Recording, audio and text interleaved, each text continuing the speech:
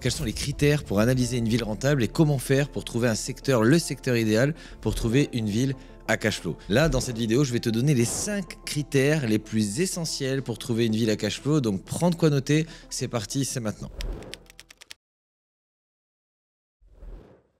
Alors, le premier critère que je vais pouvoir te donner, c'est tout simplement une question de règle du prix au mètre carré. Il faut savoir que en France, en règle générale, dans l'intégralité de la France, à part à Paris, bien sûr, où les prix de la location sont un petit peu plus élevés, tu vas voir que les prix varient entre 9 € et 12 € du mètre carré à la location. Donc pour ça, aujourd'hui, quand tu as bien compris cette valeur, tu vas pouvoir savoir tout simplement qu'il y a quelque chose de très simple. Si aujourd'hui, le prix du mètre carré à la location est similaire dans la France entière, il va falloir que tu trouves un secteur où le prix du mètre carré est faible, où, bien sûr, il y a une forte demande locative. Alors, bien sûr, tu dois certainement, si tu es novice et que tu fais partie de ces jeunes investisseurs immobiliers, te dire « Ok, j'ai entendu ce que tu dis, mais moi j'ai peur d'investir dans une petite ville ou dans une moyenne ville parce que ce qui me rassure, c'est d'investir dans une grande ville. » C'est logique quand on commence de vouloir investir dans une grande ville ou dans une ville dans laquelle on a des repères parce qu'on manque de connaissances, on manque de compétences, on manque d'expérience et forcément on va aller chercher les endroits où on a le plus de repères pour se lancer de la meilleure des façons. Cependant, si jamais bien sûr tu apprends et que tu te formes et que tu apprends tous les critères et que tu apprends toutes les méthodes d'investissement, comment faire en termes de travaux, de fiscalité, de recherche, etc., ben tu verras que finalement, tu seras plus perdu. Et je vais même te donner une image très très simple, comme on dit très bien, une image vaut 1000 mots. Imagine la première fois que tu t'es mis au volant de cette voiture, que tu n'avais jamais conduit, où on t'a expliqué qu'il faut mettre les deux mains sur le volant, il faut regarder dans le rétro du milieu, dans les deux rétros de chaque côté, passer les vitesses, embrayer, regarder derrière quand on freine, etc., etc. Finalement, tu étais dépassé par la situation, mais aujourd'hui, à force d'avoir conduit une fois, deux fois, trois fois, quatre fois, ta conduite aujourd'hui est souple, bien souvent tu ne regardes pas tes rétros, bien souvent tu regardes plutôt ton téléphone, même si c'est interdit, et finalement tu es extrêmement à l'aise au volant de ta voiture. Pour trouver un secteur rentable, c'est exactement la même chose. Maintenant, quand tu vas aller dans une petite ville ou dans une moyenne ville, effectivement il y a des critères auxquels il faut faire attention. Il peut y avoir des villes fantômes ou des fausses rentabilités qui peuvent t'amener, bien sûr, dans le trou, si jamais tu investis à l'intérieur. C'est pour ça que c'est important de bien étudier. Moi, mon critère principal, si je veux une ville à cash flow dans de la location longue durée pérenne, meublé, je vais viser des villes en dessous des 2000 à 2500 € maximum du prix du mètre carré. Je sais que si aujourd'hui mon investissement,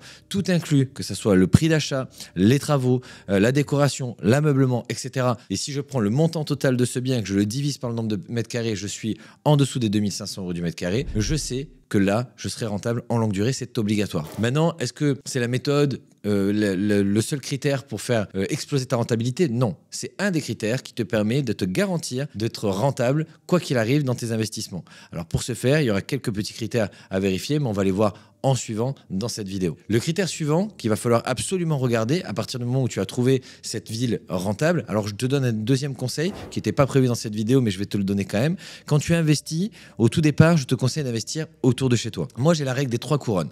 La première couronne, 1 heure autour de chez toi. Deuxième couronne, 2 heures autour de chez toi. Troisième couronne, 3 heures autour de chez toi. Le fait de faire comme ça va te permettre déjà premièrement d'être rassuré puisque tu restes proche quand même de ton lieu d'habitation et de connaissance, d'avoir la possibilité d'investir dans ton premier investissement tout en te garantissant la possibilité de faire des allers-retours pour aller voir ton bien si jamais tu as besoin de te rassurer ou de te conforter. Mais également, tu vas pouvoir tout simplement, en tout cas pour toi, avoir une lisibilité du marché qui sera plus claire puisque tu habiteras dans le secteur. Donc moi aujourd'hui, ce que je t'invite à faire, donc ça c'était dans mon deuxième point, je t'ai fait une petit bonus, normalement j'aurais dû te le faire à la fin, mais je t'en donnerai encore un autre à la fin. Le point essentiel, c'est de vérifier tout simplement l'attractivité de ton secteur. Pour ce faire, donc d'ailleurs même dans le premier critère, je t'invite à aller sur Meilleur Agent. Meilleur Agent, c'est un site qui va référencer toutes les villes avec leur prix au mètre carré, que ce soit location, que ce soit les montants de la vente, etc.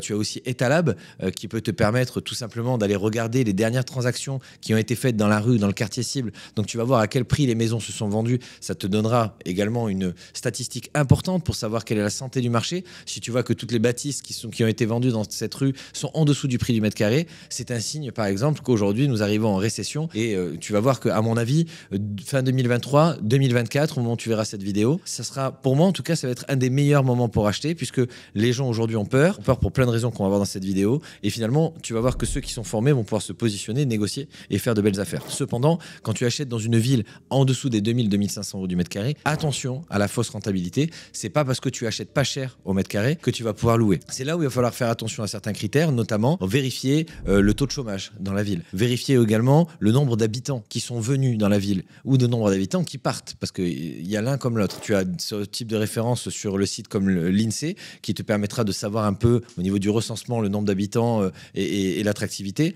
Le taux de chômage, c'est important aussi également. Le pourcentage de locataires vs le pourcentage de propriétaires. Ces informations et ces données vont te permettre d'y voir beaucoup plus clair sur la santé de la ville et bien sûr de te positionner de la meilleure des façons. Ne va pas faire l'erreur de te dire que sous prétexte que sur le papier c'est rentable, tu dois te lancer tête baissée. C'est une erreur monumentale. Il faut absolument contrôler tes informations et vérifier que tu ne vas pas te lancer dans la gueule du loup. En point numéro 3, une fois que tu as donc vérifié l'attractivité de la ville en termes de pourcentage d'habitants, en termes de croissance, en termes de chômage et également de salariés, voilà, que tu as vu un peu la tranche d'âge aussi également, j'ai oublié de te donner cette information, mais la tranche d'âge des habitants pour savoir si c'est plutôt des retraités qui vivent à l'intérieur ou si effectivement il y a des jeunes. Ce que je vais t'inviter à voir, c'est d'aller en profondeur et de vérifier les infrastructures de la ville. Les infrastructures de la ville, ça va être quoi? Ça va être primaire, collège, lycée, école supérieure, hôpitaux, transport. Et il y a un critère que j'aime bien donner. Généralement, McDonald's ne se place pas n'importe où. Si dans la ville cible dans laquelle tu veux aller, c'est une ville un peu paumée, mais qu'il y ait un McDonald's, il y a de fortes chances que cette ville soit attractive malgré des prix qui soient en dessous du prix du marché. Pour moi, c'est un critère intéressant, McDo, qui te permet vraiment de voir, en fait, si tu veux, si McDo s'est positionné, il se positionne jamais au mauvais endroit. C'est soit que effectivement la ville est attractive, soit qu'elle va le devenir. Alors bien sûr, ce n'est pas le seul critère. Je vais te donner un autre point en point numéro 4. En point numéro 4, alors déjà, je vais revenir sur le point numéro 3. En point numéro 3, comme je te disais, quand tu as vu qu'il y a effectivement des écoles supérieures, etc., ça va te donner aussi également un début de stratégie. Si tu vois qu'il y a des écoles supérieures et qu'il y a effectivement la possibilité des personnes jeunes de s'éduquer, il va falloir que tu comprennes que forcément, qui dit école supérieure dit étudiant, qui dit étudiant dit possibilité de faire de la colocation. Donc, si jamais tu as des grandes surfaces, tu vas pouvoir les découper en plusieurs chambres et donc louer en colocation. Tu vas pouvoir faire aussi de la colocation courte durée, notamment du co-living. Tu pourras aussi louer à des familles, puisque finalement la cible est plus large, parce que qui dit école maternelle, primaire, collège, lycée et école supérieure dit qu'il y a des familles. Donc tu vas pouvoir avoir un éventail plus large et bien sûr te positionner plus facilement, mais je vais te dire exactement comment sélectionner justement le type de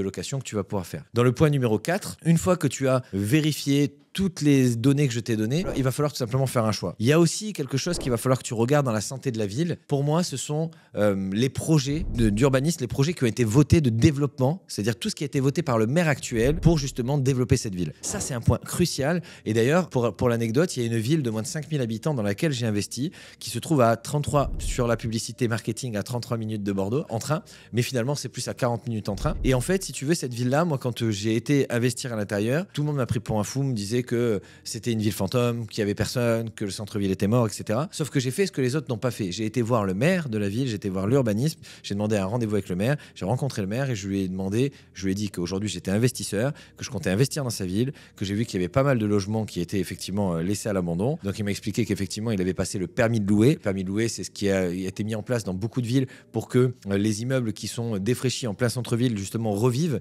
et que finalement les propriétaires qui louaient avec des biens de mauvaise qualité ne puissent plus le faire et qui soient obligés de rénover. Et finalement, les propriétaires ne voulant pas rénover, se mettaient à vendre à tour de bras pour que des jeunes investisseurs rachètent, rénovent et qu'on réveille en fait ce centre-ville. Et si tu veux, quand le maire m'a raconté ça, j'ai vu qu'il y avait une vraie volonté de la part du maire de redévelopper en fait son centre-ville, de retrouver une âme à l'intérieur même du cœur de la ville. Et ça, pour moi, c'est une très bonne information. Ce que j'ai fait aussi, j'ai été donc marcher dans la ville avec lui. J'en ai profité pour aller discuter avec les personnes qui tiennent des bars, des restaurants, tout ce qu'il y avait en fait comme petite boutique pour connaître vraiment la santé à l'intérieur même et au cœur de la ville. Et ça, aujourd'hui, encore une fois, ça en dit long. Quand tu as des personnes qui aujourd'hui ont des magasins, des boutiques depuis un moment, ils vont pouvoir te dire s'il y a de l'insécurité, si finalement on se sent bien dans la ville, si aujourd'hui ils croient finalement que la ville est en train de mourir ou finalement si elle est en train de se redévelopper. Rien de tel que les personnes qui vivent à l'intérieur pour te dire comment se passe la ville. Et bien sûr, ce que j'ai demandé après, ce sont les projets d'urbanisme. Attention, encore une fois, je te mets des grosses guillemets à ne pas, on va dire, te satisfaire de projets qui sont pas votés. Moi, il y avait deux gros projets phares sur cette ville-là. Il y avait donc la rénovation complète du centre-ville, mais le point fort que j'avais retrouvé, c'est qu'il y avait un énorme parking en fait d'à peu près 400 places qui était en dévers en fait du centre-ville et qui aurait pu effectivement amener énormément d'attractivité au centre-ville, sauf que il y avait des escaliers, énormément d'escaliers et finalement les gens n'allaient pas se garer en bas pour aller vivre en haut. Et ça, c'était problématique parce que dans le cœur de la ville, il manque de place. Et du coup, ce qu'ils avaient prévu, c'était de créer en fait un ascenseur énorme qui permette en fait de rejoindre l'énorme parking pour aller monter en fait tout simplement jusqu'à en haut centre-ville. Quand j'ai vu ça, je me suis dit bingo, l'immeuble que je voulais acheter était juste à côté. Je me dis finalement le gars il peut se garer en bas, prendre son ascenseur et arriver directement chez lui, c'était magnifique. Et sauf que ça n'avait pas été voté et pour que ça soit voté, il fallait que le maire soit réélu. Donc tu vois, il y avait un petit donc du coup, j'ai fait traîner un petit peu le compromis avant de signer l'acte authentique et finalement, j'ai attendu qu'il soit réélu, que ça soit voté acté pour signer l'acte authentique. Tout ça pour dire et la morale de cette histoire, c'est que là où les autres vont s'arrêter à on va dire une intuition ou tout simplement à ce que les autres peuvent dire attention, n'investis pas là-bas, c'est pas bon, il n'y a pas beaucoup d'habitants, le taux de chômage est élevé, j'ai entendu plein de choses. En fait, aujourd'hui, que ça soit dans le bon ou dans le mauvais, il ne faut jamais faire confiance aux autres. Non pas parce qu'ils disent que des conneries, même si ça peut arriver, mais parce que ça soit en positif ou en négatif, il est hors de question de laisser ton bonheur dans les mains de quelqu'un d'autre. Si aujourd'hui quelqu'un te dit c'est cette ville-là, il faut investir, crois-moi, ne lui fais pas confiance non plus, va vérifier les informations. Et quand quelqu'un te dit ne va pas dans cette ville parce que c'est de la merde, qu'il y a tout qui est en train de se casser la gueule finalement, il n'y a pas de projet, va vérifier par toi-même parce que bien souvent, quand on dit ça, c'est que là, il y a une pépite et c'est à toi de creuser, de savoir exactement quel est le cœur et la santé de la ville. Donc ça, c'était mon point numéro 4. Dans le point numéro 5, aujourd'hui, je vais te donner quelque chose, une information pertinente et importante pour que tu puisses aujourd'hui te positionner dans la meilleure stratégie possible dans ton investissement immobilier. Aujourd'hui, quelque chose que beaucoup de gens ont oublié, c'est qu'ils veulent investir dans l'immobilier et ils se disent je vais acheter mon bien immobilier et après je vais trouver mes locataires pour les mettre à l'intérieur. Bien souvent, on se lance pas parce qu'on se dit je suis pas sûr de louer, je sais pas ce que je vais faire, etc. La réalité, c'est que c'est tout autre. Ce qu'il faut faire en fait, c'est d'abord étudier ta ville comme je te l'ai expliqué, aller effectivement étudier le type de locataire qu'il y a sur le marché et une fois que tu as trouvé le type de locataire qu'il y a sur le marché, il faut que tu trouves soit le marché sur lequel, donc T2, donc ça c'est-à-dire un studio, un T2, un T3, un T4, etc., suivant la taille du logement, qui est saturé. Donc ça veut dire une demande aujourd'hui qui ne peut pas être comblée. Ou alors, si tu vois qu'effectivement le marché aujourd'hui, il y a des biens à louer dans tous les sens et que tu vois que finalement il n'y a pas de pénurie de logement, attention là aussi, ça ne veut pas dire qu'il n'y a pas de pénurie de logement, ça veut dire potentiellement que le type de logements qui sont proposés ne correspond pas aux personnes qui recherchent ce type de bien. Exemple, tu veux être locataire, tu arrives dans une ville, tu vois aucun bien qui te plaît, finalement tu vas pas en prendre un par dépit, tu vas attendre de trouver le bien qui aujourd'hui correspond à tes critères. Bien souvent ce bien qui correspond à tes critères, en tout cas moi le type de locataire que je recherche, ce sont des biens que je vais refaire du début à la fin, de A à Z, dans lequel je vais pouvoir faire les travaux, la décoration, l'ameublement, avec bien sûr un effet coup de cœur, ce que j'appelle l'effet waouh, c'est-à-dire que les personnes aujourd'hui sur un logement par exemple normal qui est loué 450 €, moi je vais facilement le louer 520 voire 550 € parce que les personnes qui vont arriver à l'intérieur du logement vont prendre une décision émotionnelle classique et tout à fait logique puisqu'on achète toujours avec ses émotions et on se justifie par la logique. Exemple, j'arrive dans le bien, j'en ai visité plusieurs, je vois que ce bien-là est plus cher que ceux que j'ai vus sur le marché, mais cependant, je vois qu'effectivement, il est décoré avec goût, que je m'y sens bien, je vois qu'il y a tout, que je n'ai plus qu'à poser les valises. Il y a les assiettes, il y a la vaisselle, il y a la couverture, il y a le canapé. Le propriétaire a pris le soin de laisser la télé allumée avec Netflix et a laissé un petit plaid sur le côté du canapé pour te simuler une petite pause au chaud devant la télé. Généralement, quand je fais des visites dans mes biens, je dresse la table. Encore une fois, le but est que le locataire, je veux que quand il rentre, il se projette comme s'il était déjà en fait à l'intérieur. Et le fait justement de faire de la mise en situation, ça va te permettre bien sûr d'augmenter cet effet waouh. Et donc, les personnes qui vont se déplacer dans ton logement prendront une décision plus rapide, tout simplement parce que émotionnellement,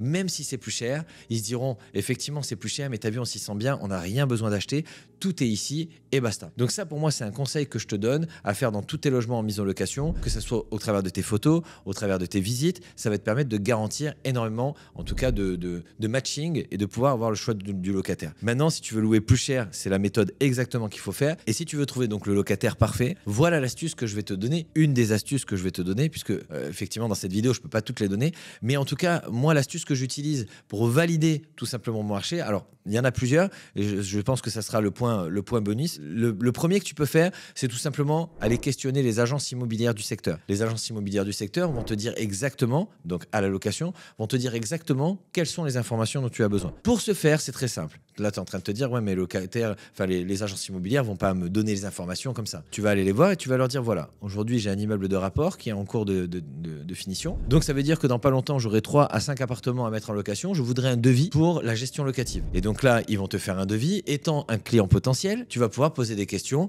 et ils vont te répondre très facilement. Tu vas leur dire, voilà, aujourd'hui, moi, effectivement, là, je suis en fin de travaux. Ils seront prêts dans 2 mois.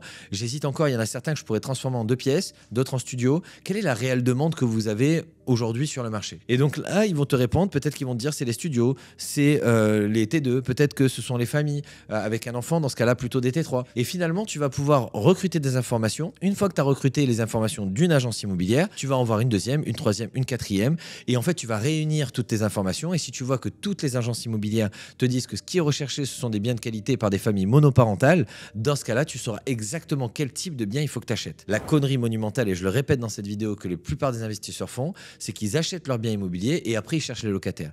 Alors qu'il suffirait tout simplement d'aller questionner les professionnels du marché pour leur demander quel type de bien ils recherchent et dans quel secteur, et finalement d'orienter ta recherche dans ce secteur cible. Donc c'est-à-dire, c'est très simple, hein, puisque tu as des critères précis, tu vas aller voir les différents acteurs que tu as été voir dans l'immobilier et tu vas leur dire, voilà, aujourd'hui, moi je recherche tel bien dans tel secteur. Donc dès que vous trouvez ce bien, ce type de bien dans ce type de secteur à tel prix, vous m'appelez. Et là finalement, comme tu as des critères précis de sélection, les agents immobiliers, plutôt que tu arrives, parce que ça c'est une erreur que beaucoup de gens font, d'arriver devant les agents immobiliers, bonjour, je cherche un bien immobilier avec une rentabilité à 10%. Ça c'est la plus grosse connerie que tu pourrais faire, dans le sens où les agents immobiliers déjà ne sont pas des investisseurs immobiliers, donc il ne peut pas aujourd'hui répondre à ce critère. Lui-même, en tant qu'agent immobilier, ne croit pas qu'il est possible de faire des rentabilités à 10%, d'accord? Je n'ai rien contre toi, agent immobilier, si tu regardes cette vidéo, mais c'est une réalité. L'agent immobilier est là pour réaliser une transaction entre un vendeur et un acquéreur. Il n'est pas là pour étudier un marché, il n'est pas là pour analyser un marché. Il est là tout simplement pour savoir si le bien qui est en vente est au bon prix et donc faire la transaction, point. Et d'ailleurs, j'ai vu beaucoup d'agents immobiliers, et c'est une erreur que beaucoup d'élèves ont fait au tout départ, ou même que j'ai pu faire moi-même, aller voir un agent immobilier pour lui dire, voilà, je cherche un bien rentable pour faire de l'investissement locatif. Lui, il va te dire, bon voilà, 4%, 6%, oui, ok. Mais même là, il lui manque des infos parce qu'il n'a pas les devis travaux, parce qu'il n'a pas étudié le marché, il ne sait pas quel type d'exploitation, etc., etc. Donc pour moi, aujourd'hui, c'est ça qu'il faut que tu fasses. Si jamais tu veux en tout cas peaufiner ta recherche d'investissement immobilier, savoir exactement quel type de bien tu dois trouver dans quel secteur. Et si tu veux pouvoir justement rajouter encore, et je te donne encore un bonus dans cette vidéo, c'est full valeur, hein. J'espère que tu as pris des notes, c'est une masterclass. Ce que tu vas pouvoir faire, tu vas pouvoir tout simplement mettre une annonce. D'accord, comme si tu avais déjà mis le bien, c'est-à-dire que tu as déjà le bien, il est terminé, et tu mets une annonce sur le Bon Coin. Alors, je t'entends tout de suite me dire, ouais, mais Jérémy, c'est pas cool pour ceux qui cherchent. Ça dépend. Encore une fois, tu regardes le verre à moitié plein ou le verre à moitié vide. C'est à toi de décider. Moi, aujourd'hui, dans la façon dont je le fais, je vais faire des annonces avec des photos que je vais récupérer à droite à gauche, des photos qui seront potentiellement le bien que je vais réaliser, et je vais le mettre à différents prix. Et finalement, en diffusant ces différentes annonces, je vais avoir des personnes qui vont appeler. Si je vois que, par exemple, j'ai mis mon bien à 620 € que personne m'appelle, mauvais positionnement de prix. Si celui à 580, tout le monde m'appelle, bon positionnement de prix. Maintenant, une fois que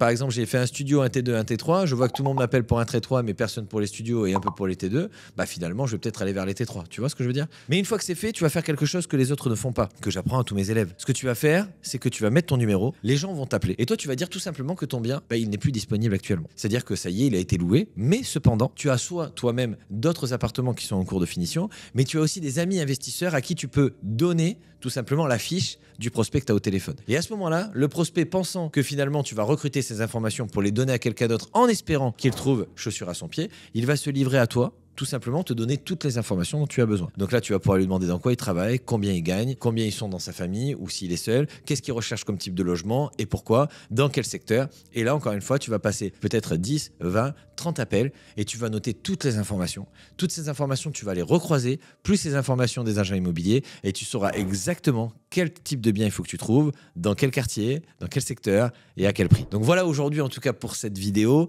J'imagine que tu as pris des notes. Si en tout cas ça t'a plu, n'oublie pas de t'abonner à la chaîne, hyper important. Mets un pouce également si jamais tu as kiffé. Maintenant, sur toutes les astuces que j'ai pu te donner, rassure-toi, il y en a plein d'autres. Ok, l'immobilier est très très facile en termes d'investissement à partir du moment où tu as les bonnes méthodes. Si tu sais lire un marché, si tu sais aujourd'hui exploiter un marché, et je vais même appuyer sur ce dernier point avant de clôturer cette vidéo, rappelle-toi que toutes les villes, sans exception, sont rentables. La seule chose, c'est qu'il faut adapter ta stratégie à la ville et non l'inverse. Et c'est comme ça que tu seras extrêmement rentable, puisque peu importe le prix au mètre carré, si jamais le prix au mètre carré est élevé, tu peux faire de l'achat-revente ou de la location courte durée ou de la colocation courte durée ou même des logements atypiques. Si jamais le prix du mètre carré est plus faible, tu peux faire de la longue durée, de la courte durée, etc. Mais moins d'achat-revente parce que ça s'y prête un peu moins. En gros, à chaque fois, il faut tout simplement apprendre à lire le marché, t'adapter au marché et c'est comme ça que tu seras extrêmement rentable. Bien sûr, tu regardes en dessous de cette vidéo, je t'ai fait une petite surprise dans les liens, tu vas pouvoir télécharger quelque chose de gratuit et je te dis à très vite chez Gourentier.